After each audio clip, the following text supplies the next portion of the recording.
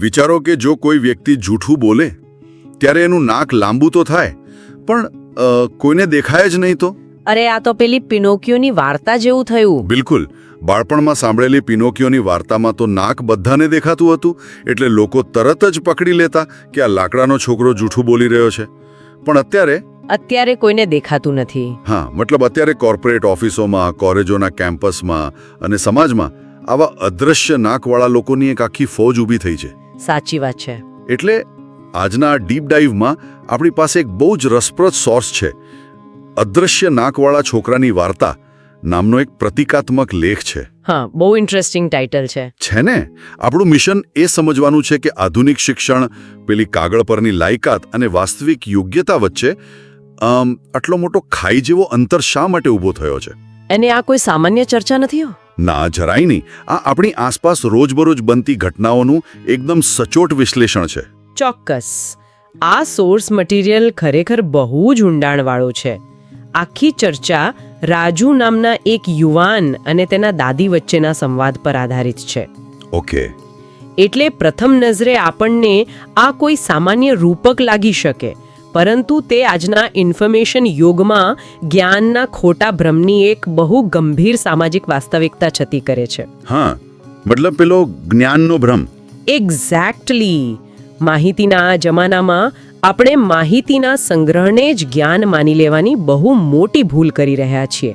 અને આ વાર્તા એ જ ભૂલને અરીસો બતાવે છે. હા, અને આ વાર્તાનો સૌથી રસપ્રદ વળાંક એ છે કે અહીં અદ્રશ્ય નાક જૂઠું બોલવાથી નથી વધતું. અચ્છા, તો કઈ રીતે વધે છે? આ નાક ત્યારે વધે છે જ્યારે કોઈ વ્યક્તિ વાસ્તવિક કૌશલ્ય, મતલબ સાચા સ્કિલ્સ શીખવાનું ટાળીને માત્ર પરીક્ષાઓ પાસ કરવા ગોખણપટ્ટી કરે છે. ઓહ, એટલે વિષયના ઊંડાણમાં ગયા વગર જ. બિલકુલ.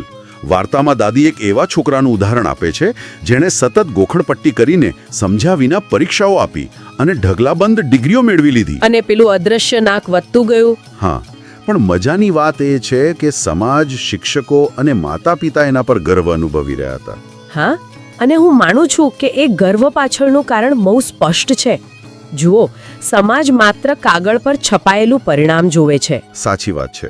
જ્યારે કોઈ વિદ્યાર્થી 99% લાવે છે ત્યારે સિસ્ટમ તેને વધાવી લે છે. પણ આ પ્રક્રિયામાં પેલો છોકરો અંદરથી તો જાણતો જ હોય છે કે તેને વિષયની કોઈ જ વાસ્તવિક સમજ નથી. બરાબર. મનોવિજ્ઞાનની ભાષામાં કહીએ તો આ એક પ્રકારનો ઇમ્પોસ્ટર સિન્ડ્રોમ છે. ઇમ્પોસ્ટર સિન્ડ્રોમ? હા, જ્યાં વ્યક્તિ સતત એવા ડરમાં જીવે છે કે કોઈક દિવસ તેની અસલિયત પકડાઈ જશે. ગોખણપટ્ટીથી મેળવેલી સફળતા એક એવો ભ્રમ ઊભો કરે છે જે બહારથી તો બહુ ભવ્ય દેખાય છે પણ અંદરથી સાવ પોકળ હોય છે. એક્ઝેક્ટલી. આ જ એ અદ્રશ્ય લાંબુ નાક છે જે સતત વધી રહ્યું છે અને વ્યક્તિની સ્વતંત્ર રીતે વિચારવાની શક્તિને રૂંધી રહ્યું છે. આ પરિસ્થિતિને જો વાસ્તવિક દુનિયાના ઉદાહરણથી સમજવી હોય ને તો આ બરાબર પેલા ડ્રાઇવિંગ લાયસન્સ જેવો ઘાટ છે. ડ્રાઇવિંગ લાયસન્સ એટલે કેવી રીતે? ઓકે, જાણે કોઈ વ્યક્તિ પાસે કાર ચલાવવાનું સત્તાવાર લાયસન્સ હોય. તેણે ડ્રાઇવિંગના તમામ નિયમો ઘોખીને લેખિત પરીક્ષા પૂરા માર્ક્સ સાથે પાસ કરી લીધી હોય. ઓકે. એટલે કાગળ પર એ સર્ટિફાઈડ ડ્રાઈવર છે, પણ જ્યારે ખરેખર હાઈવે પર કારનું સ્ટીયરિંગ પકડવાનો વારો આવે ને ત્યારે તેને ખબર જ ન હોય કે બ્રેક ક્યાં છે. હા, બ્રેક ક્યાં છે અને ક્લચ કેવી રીતે કામ કરે છે એની કોઈ જ પ્રેક્ટિકલ ખબર ન હોય. મતલબ લાયસન્સ હોવું અને સાચે જ કાર ચલાવડાવવી એ બે તદ્દન અલગ બાબતો છે. હું બિલકુલ સહેમત છું. ડ્રાઇવિંગ લાયસન્સની વાત સાચી, પણ અહીં કોર્પોરેટ અને પ્રોફેશનલ જગતની પરિસ્થિતિ વધુ જટિલ છે અને કદાચ વધારે ભયજનક પણ છે. ભયજનક કઈ રીતે? કારણ કે કાર ચલાવવામાં તો જો કોઈને ન આવડતું હોય તો અકસ્માત તરત દેખાઈ જાય છે. પરિણામ તાત્કાલિક સામે આવે છે. હા, એ તો છે. જ્યારે કોર્પોરેટ જગતમાં કે આધુનિક નોકરીઓમાં આ જે અકસ્માત છે ને એ વર્ષો સુધી દેખાતો નથી. આખી સિસ્ટમ આ ભ્રમને પ્રોત્સાહન આપે છે. એટલે લોકો છુપાઈ શકે છે પોતાની ડિગ્રીઓ પાછળ? બિલકુલ. વાર્તામાં પણ આ જ થાય છે. પેલા છોકરાની અસલ કસોટી ત્યારે થાય છે જ્યારે તે વાસ્તવિક દુનિયામાં નોકરી માટેના ઇન્ટરવ્યુમાં જાય છે. અરે હા, એ ઇન્ટરવ્યુનું દ્રશ્ય સોર્સ મટીરિયલમાં બહુ જ સચોટ રીતે વર્ણવવામાં આવ્યું છે. હા, એ બહુ માર્ક કરવા જેવું સીન છે. જ્યારે ઇન્ટરવ્યુ લેનાર અધિકારી પૂછે છે કે શું આપેલ સમસ્યાનો વ્યવહારુ ઉકેલ લાવી શકાય, અને પેલો છોકરો પેલો ગોખણપટ્ટી કરનાર છોકરો સાવ ચૂપ થઈ જાય છે. પુસ્તકની બહારનું કોઈ દૃષ્ટાંત તેની પાસે હોતું જ નથી. તેનું પેલું અદ્રશ્ય લાંબુ નાક હવે ખરેખર રૂમમાં એક અડચણ બની જાય છે અને ફાઇનલી તેને નોકરી મળતી નથી. આ ખરેખર બહુ જ દુઃખદ છે. પણ જુઓ, આ કોઈ એક વ્યક્તિની નિષ્ફળતા નથી લાગતી. આખા દેશમાં આવા હજારો લાખો યુવાનો છે. એટલે જ વાર્તામાં દાદી આ પરિસ્થિતિ સમજાવવા પંચતંત્રની એક જૂની કથાનો સંદર્ભ આપે છે. હા, પંચતંત્રની એ કથા આખા વિશ્લેષણનો એક બહુ જ મજબૂત સ્તંભ છે. બરાબર. એ કથામાં 4 મિત્રો જંગલમાંથી પસાર થઈ રહ્યા હોય છે. તેમાંથી 3 પાસે શાસ્ત્રોનું અને પુસ્તકોનો અખૂટ જ્ઞાન હોય છે, પણ પેલી વ્યવહારુ બુદ્ધિ સાવ શૂન્ય હોય છે. અને પેલો ચોથો મિત્ર? ચોથા મિત્ર પાસે ઔપચારિક શિક્ષણ ઓછું હોય છે, પણ તેની પાસે સામાન્ય બુદ્ધિ એટલે કે કોમન સેન્સ હોય છે. રસ્તામાં તેમને એક મરેલા સિંહના હાડકા મળે છે. પેલા 3 વિદ્વાનો પોતાના પુસ્તકીય જ્ઞાનનું પ્રદર્શન કરવા માટે મંત્રો અને વિદ્યાના બળે એ સિંહને જીવતો કરવાનું નક્કી કરે છે. અરે બાપરે! અને પેલો ચોથો મિત્ર તેમને રોકવાનો પૂરો પ્રયાસ કરે છે. હા, એ ચેતવે છે કે આવું ન કરો. એ સમજાવે છે કે આ સિંહ જીવતો થશે તો સૌથી પહેલા આપણો જ શિકાર કરશે. પણ પેલા જ્ઞાનીઓ અહંકારમાં આંધળા હોય છે. બિલકુલ. અને ફાઇનલી સિંહ જીવતો થાય છે અને પરિણામ સ્વરૂપ એ 3 વિદ્વાનો પોતાનો જીવ ગુમાવે છે. એટલે આ વાર્તાનો ઉપયોગ કરીને સોર્સ મટીરિયલ બહુ જ કડક સંદેશ આપે છે કે પ્રેક્ટિકલ થિંકિંગ વગરનું માત્ર પુસ્તકીય જ્ઞાન આત્મઘાતી સાબિત થઈ શકે છે. સાચી વાત છે. દાદી આ જ સંદર્ભમાં એક બહુ જ સરસ કોન્સેપ્ટ આપે છે, તૂટેલો પુલ. તૂટેલો પુલ એટલે શું? જુઓ, આ તૂટેલો પુલ વાસ્તવમાં આપણા શૈક્ષણિક માળખા અને ઉદ્યોગોની જે જરૂરિયાત છે એની વચ્ચેની ખાઈ છે. અચ્છા. શાળાઓ અને કોલેજો એક એવા પુલની શરૂઆત કરે છે જે વિદ્યાર્થીઓને માત્ર પરીક્ષાના પરિણામો સુધી જ લઈ જાય છે. તેઓ માત્ર માહિતી કેવી રીતે યાદ રાખવી અને પેપરમાં કેવી રીતે લખવી તે જ શીખવે છે. હા, બસ ગોખીને ઉતારી દેવાનું. એક્ઝેક્ટલી. પરંતુ પુલના બીજે છેડે જ્યાં ઉદ્યોગો અને કંપનીઓ છે તેમને એવા લોકોની જરૂર છે જેઓ જટિલ સમસ્યાઓ ઉકેલી શકે, કંઈક નવીનતા લાવી શકે. મતલબ બદલાતા સંજોગો સાથે એડજસ્ટ થઈ શકે. હા, અનુકૂલન સાધી શકે. એટલે થાય છે એવું, તે એક તરફ પુલ પર લાખો બેરોજગાર યુવાનો ઊભા છે અને બીજી તરફ કંપનીઓની ખાલી જગ્યાઓ પડી છે. કારણ કે તેમને યોગ્ય કૌશલ્ય ધરાવતા લોકો મળતા નથી. બરાબર. પણ એક મિનિટ, મને અહીંયા એક પ્રશ્ન થાય છે. હા, બોલો ને. આખી આ ચર્ચામાં આપણે વારંવાર માત્ર શિક્ષણ પ્રણાલીને, શાળાઓને કે કોલેજોને જ કેમ દોષ આપીએ છીએ? આ સોર્સ વાંચતી વખતે મને એવો વિચાર આવ્યો કે આમાં વાલીઓ અને આખા સમાજનું માર્ક્સ તરફનું જે આંધળું આકર્ષણ છે એ પણ એટલું જ કે કદાચ વધારે જવાબદાર છે. એ તો છે જ.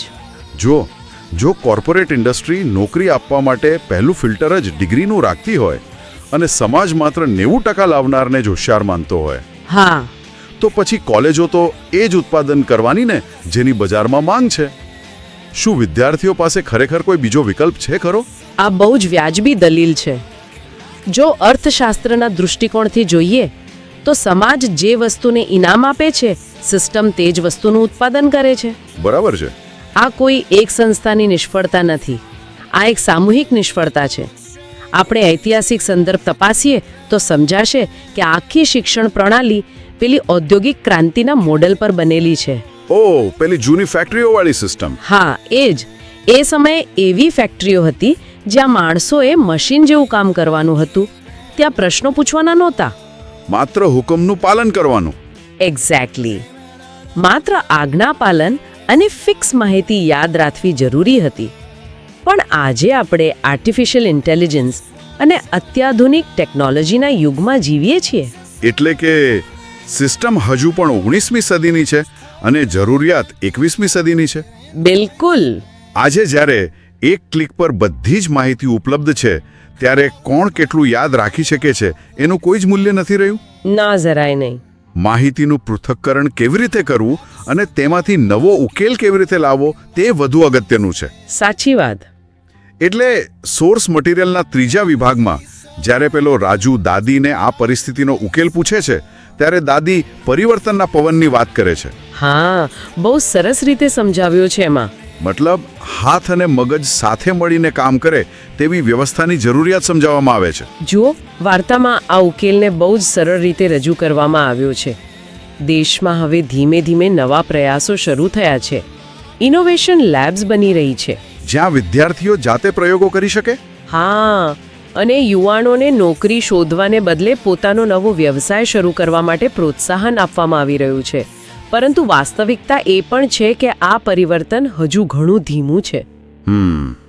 સમય લાગશે. હા, પાયાના સ્તરે કેટલીક જગ્યાએ અપાતી તાલીમની ગુણવત્તા હજુ પણ નબળી છે અને લોકોની માનસિકતા બદલાતા સમય લાગી રહ્યો છે. પણ આ જબરદસ્ત મંથન વચ્ચે રાજુના મનમાં જાગેલો એક પ્રશ્ન બહુ જ સ્વાભાવિક છે. તે પૂછે છે કે શું આ અદૃશ્ય નાક ક્યારે નાનું થઈ શકે? અને દાદીનો જવાબ આખા સોર્સનો નિષ્કર્ષ છે. હા, માત્ર સત્યથી. અને આ સત્ય કોઈ આધ્યાત્મિક સત્ય નથી, પણ વાસ્તવિકતાનો સ્વીકાર છે. એટલે કે સ્વીકારી લેવું કે મને નથી આવડતું. બિલકુલ.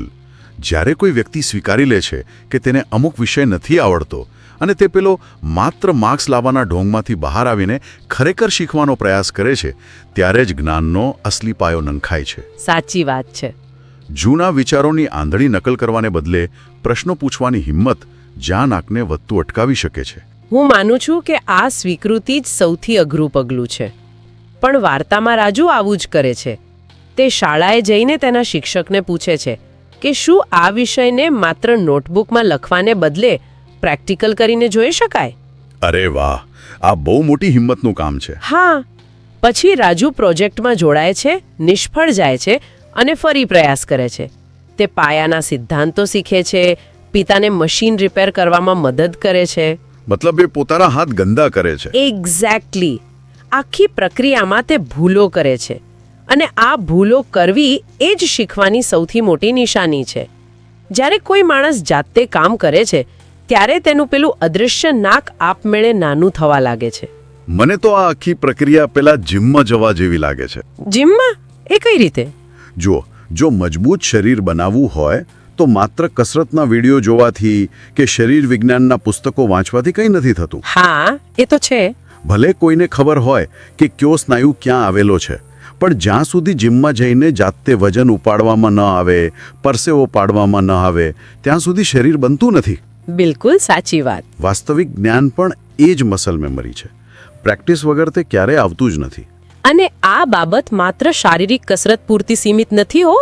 ન્યુરોસાયન્સ પ્રમાણે આ મસલ મેમરી બૌદ્ધિક સ્તરે પણ એટલી જ સક્રિય હોય છે. અચ્છા. હા, જ્યારે કોઈ વ્યક્તિ જાતે કોઈ મશીન ખોલે છે, પ્રોગ્રામિંગમાં ભૂલ કરે છે અને તેનો ઉકેલ શોધવા મથે છે, ત્યારે મગજમાં નવા ન્યુરલ પાથવે બને છે. ઓહ, એટલે મગજનું સ્ટ્રક્ચર જ બદલાય છે? હા, મગજની માળખાકીય રચનામાં ફેરફાર થાય છે. ગોખણપટ્ટીથી મગજનો માત્ર ટૂંકા ગાળાની મેમરીનો હિસ્સો સક્રિય થાય છે, જ્યારે જાતે કામ કરવાથી પ્રોબ્લેમ સોલ્વિંગ અને ક્રિટિકલ થિંકિંગનો હિસ્સો મજબૂત બને છે. રાજુનું મશીન રિપેર કરવું એ એક પ્રકારની બૌદ્ધિક કસરત જ હતી. એટલે જ જેમ જેમ સમય પસાર થાય છે, રાજુ હવે માત્ર એક ઔપચારિક લાયકાત ધરાવતો યુવાન નથી રહેતો, પણ તે સક્ષમ બની જાય છે. તે સમસ્યાઓ ઉકેલવાની ક્ષમતા મેળવે છે. હા, એ વાસ્તવિક દુનિયા માટે તૈયાર થાય છે. અને જો જ્યારે આવા યુવાનોની સંખ્યા વધે છે, ત્યારે આખા દેશનું અર્થતંત્ર બદલાય છે. કંપનીઓને જે પ્રકારના લોકો જોઈએ છે તે મળવા લાગે છે. બિલકુલ. પરંતુ આ વાર્તાનો અંત એક બહુ જ ઊંડો દાર્શનિક પ્રશ્ન ઊભો કરે છે. મોટો થઈ ગયેલો રાજુ જ્યારે દાદીને પૂછે છે કે અસલી માણસ અને લાકડાના પૂતળા વચ્ચે શું તફાવત છે, હા, આ બહુ પાવરફુલ મોમેન્ટ છે. ત્યારે દાદીનો જવાબ આખા વિશ્લેષણનો સારાંશ આપી દે છે. દાદી બહુ જ સ્પષ્ટ શબ્દોમાં સમજાવે છે કે અસલી વ્યક્તિ માત્ર કાગળની ડિગ્રીઓથી નથી બનતો, તે વાસ્તવિક ક્ષમતાથી બને છે. એટલે માર્ક્સથી નહીં પણ માસ્ટરીથી. એક્ઝેક્ટલી. તે માર્ક્સથી નહીં પણ નિપુણતાથી બને છે. અને સૌથી અગત્યનું, તે બીજાની નકલ કરવાથી નહીં પણ કંઈક નવું સર્જન કરવાથી બને છે. વાહ. એક દેશ માટે પણ આ જ સિદ્ધાંત લાગુ પડે છે. કોઈ પણ રાષ્ટ્ર માત્ર સર્ટિફિકેટ છાપતી ફેક્ટરીઓ ઊભી કરવાથી મહાસત્તા નથી બની શકતું. રાષ્ટ્ર ત્યારે જ પ્રગતિ કરે છે જ્યારે તેના નાગરિકો કુશળ હોય, વિચારશીલ હોય અને વાસ્તવિક દુનિયાના પડકારોનો સામનો કરવા સક્ષમ હોય. આ આખી ચર્ચા સાંભળ્યા પછી એ વિચાર આવો સ્વાભાવિક છે કે આ માહિતી આપણા રોજબરોજના જીવનમાં કઈ રીતે ઉપયોગી છે. હા, એ જાણવું બહુ જરૂરી છે. મતલબ આ ચર્ચા માત્ર શાળા કે કોલેજમાં ભણતા વિદ્યાર્થીઓ પૂરતી જ સીમિત નથી. આ એવા દરેક પ્રોફેશનલને લાગુ પડે છે જે ટેકનોલોજીના આ ઝડપથી બદલાતા યુગમાં પોતાનું સ્થાન ટકાવી રાખવા માંગે છે. સાચી વાત છે. આજે જે વસ્તુની માંગ છે તે કદાચ આવતીકાલે આઉટડેટેડ થઈ જશે. અને એટલા માટે જ સતત શીખવાની પ્રક્રિયા ક્યારે અટકવી ના જોઈએ. પ્રોફેશનલ દુનિયામાં જો કોઈ વ્યક્તિ માત્ર જૂની ડિગ્રીઓના આધારે કે અગાઉ મેળવેલી સફળતાના જોરે બેસી રહેશે ને તો એ પાછળ રહી જશે. હા, અને સતત નવું કૌશલ્ય વિકસાવવાનો પ્રયાસ નહીં કરે તો નોકરીના સ્થળે પણ તેનું પેલું અદૃશ્ય નાક વધવા લાગશે. માહિતીનો ઓવરલોડ તો સતત થવાનો જ છે, પણ તેમાંથી કામની વસ્તુ તારવીને તેને પ્રેક્ટિકલ રીતે લાગુ કરવાની ક્ષમતા જ લાંબા ગાળે સફળતા અપાવી શકે છે. બિલકુલ સાચી વાત કહી તમે. આજના આ ડીપ ડાઇવના અંતે આ સોર્સ મટીરિયલના આધારે એક એવો પ્રશ્ન ઊભો થાય છે જે આપણે દરેક વ્યક્તિએ પોતાની જાતને પૂછવા જેવો છે. કયો પ્રશ્ન? જો આજે અચાનક જ આપણા સૌના આ અદૃશ્ય નાક દ્રશ્યમાન થઈ જાય, એટલે કે આપણે જે કામનો માત્ર દેખાવ કરીએ છીએ અને જે આપણને ખરેખર નથી આવડતું તે આખી દુનિયાને દેખાવા લાગે, તો શું થશે? અરે બાપરે, આ તો બહુ મોટો પ્રશ્ન છે. હા, કેટલા લોકો પોતાના કામના સ્થળે પૂરા આત્મવિશ્વાસથી માથું ઊંચું રાખીને ચાલી શકશે? શું આપણે ખરેખર તે કામમાં નિપુણ છીએ કે પછી માત્ર રેઝ્યુમે પર છાપેલા આકર્ષક શબ્દો અને જૂની લાયકાતો પાછળ છુપાયેલા છીએ? આ બાબત પર ખરેખર નિરાંતે અને ઊંડાણપૂર્વક વિચાર કરવા જેવો છે.